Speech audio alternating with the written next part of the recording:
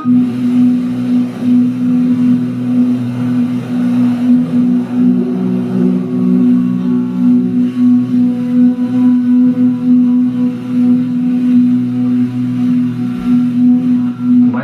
Anda mendaki gunung, membawa bebanan yang berat, bagasi dan juga barang keperluan. Bukannya mudah, kecuali Anda pendaki yang berpengalaman. Di Gunung Kinabalu, Anda sangat bertuah kerana ada yang membantu untuk membawa barang Anda dengan cepat dan selamat. Mereka lah jago yang tidak didendang. Mereka lah maling Gunung Kinabalu.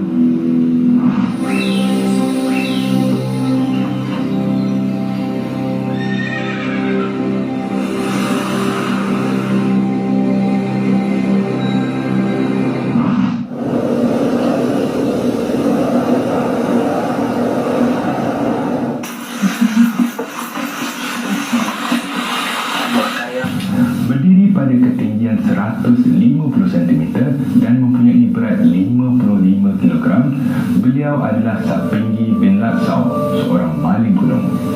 Sapinggi yang berasal dari kampung Kiau Nulu berdekatan, merupakan bapa kepada 10 orang anak dan atuk kepada 13 orang cucu.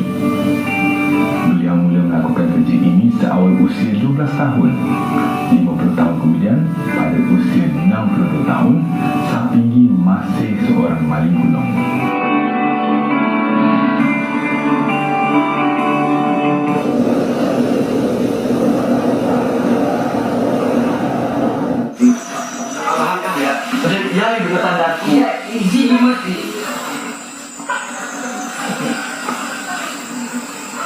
Saya sekarang 64 tahun. Lesin oleh sang bapa pada 1979 di Mountain Guide. Mempunyai 9 orang anak dan 2 daripada 9 itu ialah maling Gunung Kinabalu.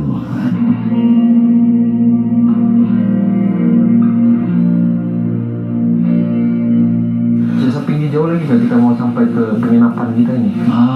Dekat sudah. Kita lebih kurang dalam 10 menit 15 menit saja lagi kita akan sampai ke Panarlaban. Cik Sapinggi ingatkah macam mana mula-mula Cik Sapinggi boleh jadi maling gunung ni? Sebelum saya menjadi maling, saya kerja sebagai porter, mengangkut barang-barang pelancong pada 1972 kali pertama.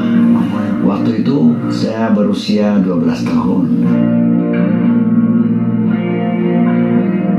Saya angkut barang-barang pelancong. Pada masa itu belum ada kelengkapan disedia oleh Kinabalu Park di penginapan di Panarlaban. Ialah sleeping bag, pakaian baju panas, sarung tangan, tuping, headlamp, kerosin juga, minyak gas juga telah akan dibawa karena belum ada apa-apa kelengkapan. Bagi kebanyakan keluarga di sini, pekerjaan sebagai maling gunung diteruskan dari generasi ke generasi.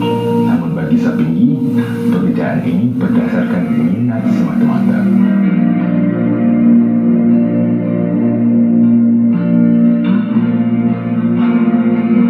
Oh, penatnya jalan dari Bipung. Iyalah, penat mendaki dari bawah. Ya. Oh, 6 km rasa macam 60 km. Iya. Tapi inilah pendakian gunung, inilah mendaki Gunung Kinabalu ini. Macam mana Encik Sapinggi dapat mengekalkan kecergasan dan stamina pada usia sekarang? Bagi saya sendiri, samping saya buat sebagai mountain guide, saya juga seorang pekebun padi, geta dan sayur-sayuran untuk mengatalkan kekuatan dan kecergasan badan kita sebagai mountain guide maling. Yang membuatkan saya seronok untuk maling Gunung Kinabalu ini terasa penat mungkin, tetapi oleh karena dengan berbagai kaum daripada seluruh dunia pendaki Gunung Kinabalu ini membuatkan saya masih rasa seronok kerja sebagai maling. Maksudnya dapat jumpa orang yang baru setiap hari, kan? Berjumpa dan mengenali orang yang berbeza setiap kali pendakian. Iya. Empat anak lelaki Sapinggi turut mempunyai lesen sebagai maling gunung. Pada hari ini, salah seorang daripada anak Sapinggi, Billy, turut serta menemani beliau mendaki ke puncak Gunung Kinabalu. Pertama kali saya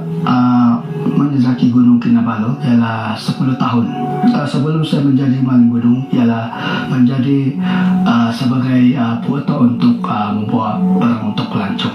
Bagi saya memang sukar untuk mendaki Gunung Kinabalu. Angkatan big, berat, kaki pun semua sakit. Dari segi fizikal memang pada mulanya memang begitu untuk membiasakan diri untuk naik Gunung Kinabalu. Gunung Kinabalu merupakan tapak sumber mata pencarian keluarga. Ia juga menyimpan kisah tragedi yang memberi peringatan untuk sentiasa berwaspada. Kisah yang melibatkan salah seorang daripada anak lelaki Sapinggi, Mendiang Robi Sapinggi, yang telah terkorban dalam tragedi gempa bumi di Gunung Kinabalu pada 2015. Menurut Sapinggi, pada mulanya beliau mampu mengangkut barang seberat 15 hingga 20 kg. Kini pada usia 62 tahun, beliau hanya mampu memikul berat seberat 10 ke 12 kg sahaja.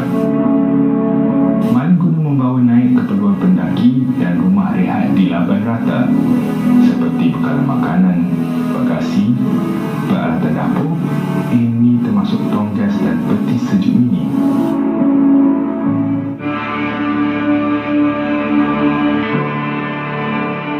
Sapinggi memegang rekod pendakian Gunung Kinabalu sebanyak 2,500 kali bermula tahun 1972 hingga 2019. Pekerjaan maling gunung memerlukan kekuatan dan tenaga, namun bagi Sapinggi ia memberi satu kepuasan yang sukar nak digambarkan dengan kata-kata.